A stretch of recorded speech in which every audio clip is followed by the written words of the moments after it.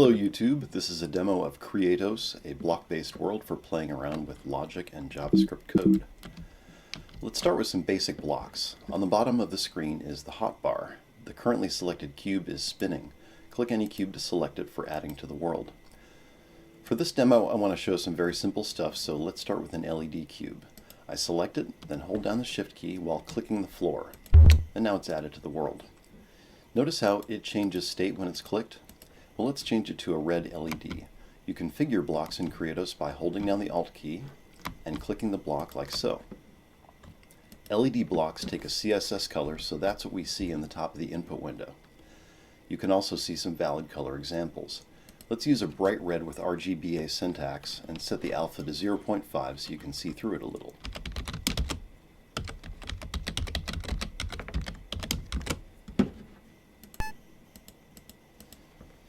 I can copy this block by holding down C and clicking. Then hold down Shift again and click in the adjacent grid space to place it. Let's set this one to red, full red for a comparison. I like the alpha cube for the contrast between off and on, so we'll keep that one. Hold down Z and click on a cube to delete it. Well, now I'd like a way to make this cube light up without clicking on it directly. For that, I can use a clicker. This clicker is configured to click the block to its east, indicated by the highlight, and also up. Click on the clicker itself, and the click passes to the LED. Now hold down Shift and Alt to open the clicker's targets. Up is already in the list, even though it doesn't go anywhere yet. Now let's copy this clicker on top of itself. Notice how the upper clicker's highlights flash? That means we can put things next to them to receive a click. I'll copy the first LED and set its color to green.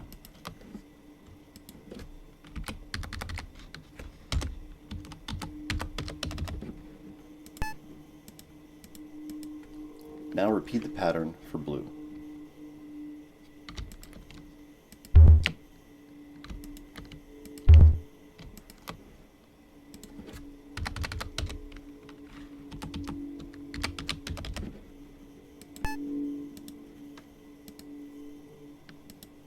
So now we have a chain of clickers that can light up all three LEDs. You can imagine what a long line of clickers and lights would do. For now, let's add a new block, the button. A button clicks anything that's behind it.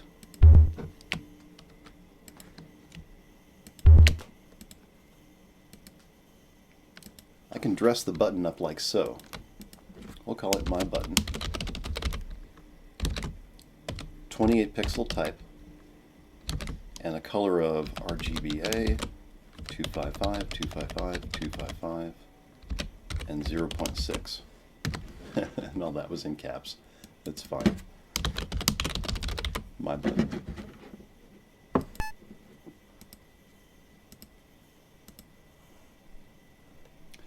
If I want to use the button to click a faraway object, all I have to do is pass the location for the click as the last parameter. So hold down the L key and click any block to get its location as a coordinate array of X, Y, and Z. Now we have to tap the L key again after closing the dialog, or the L key will be stuck. That's a bug.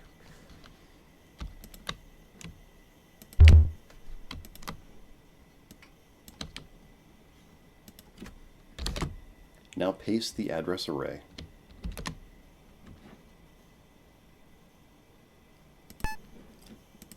So you can see it works.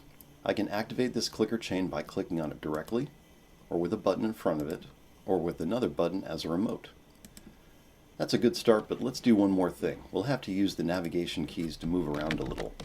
Use WASD to move, arrow keys to turn, and R and F to move up and down respectively. Let's add a code cube. These are special because they will run any JavaScript code that you put into them. I'll attach it to the end of the clicker chain. Alt and click to open it up. So it's already got an alert box in there. Let's just change the text and click Accept.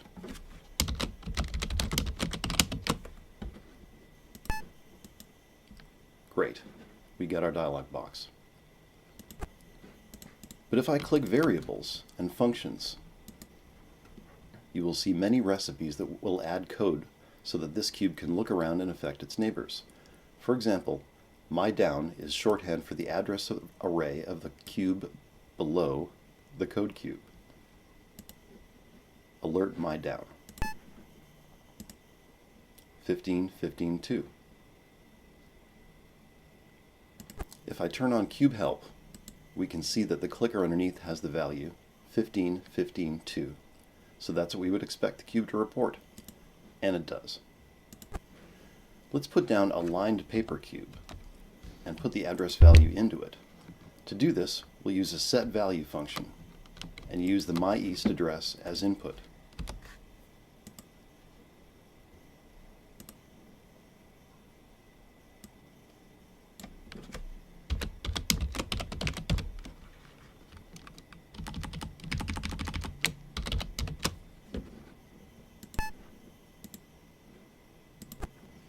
Sure enough, the paper gets the value that we assigned it.